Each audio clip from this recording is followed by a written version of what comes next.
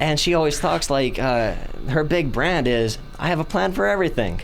But does she have a plan for everything, or does she just have a plan for when it's convenient? Because it seems like she's more of a opportunist than an idealist in her decision making.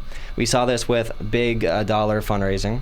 So before her campaign for 2020, she took 15 million raised by big donors from her Senate campaign and transferred, it's either between 10 or 15 million, transferred that money to her 2020 campaign race, which is pretty normal for a candidate to do. But the fact that she chose the big donor money to move there, she's getting these huge checks, that's a little bit scary to me. So she comes into the primary with that pocket right there already built. And then she says, she comes out for the Bernie Sanders model, saying, I will be a grassroots candidate. And she will not take big money during the primaries. And then they asked her what she'll do about the general. And she said, well, in the general election, then I will take money and do big private fundraising events. So that was a couple months ago. She says she will do big private fundraising events after being a grassroots candidate in the primaries. So a week ago, when this started circulating, when there were a lot of people like wondering like, hey, why are you going to take big money if you're a progressive? She comes back this week and says, all right, I will no longer take big money during the general election. And we're like, okay, cool. You made a mistake. You shouldn't have been taking big money. You shouldn't have pledged to take big money.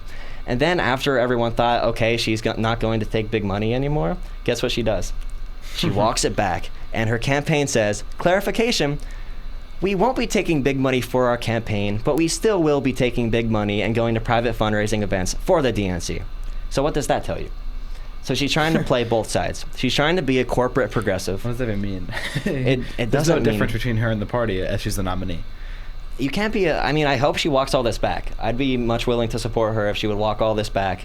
I mean, but think about that, though. Walking all that back, or an idealist candidate like Bernie Sanders, who already has no blemishes on this. He never had to walk anything back. Like, what's a pivot? What does a pivot mean to you? If a candidate goes running on one thing during the primaries, and then they're willing to just go totally opposite and pivot around. You can't trust them.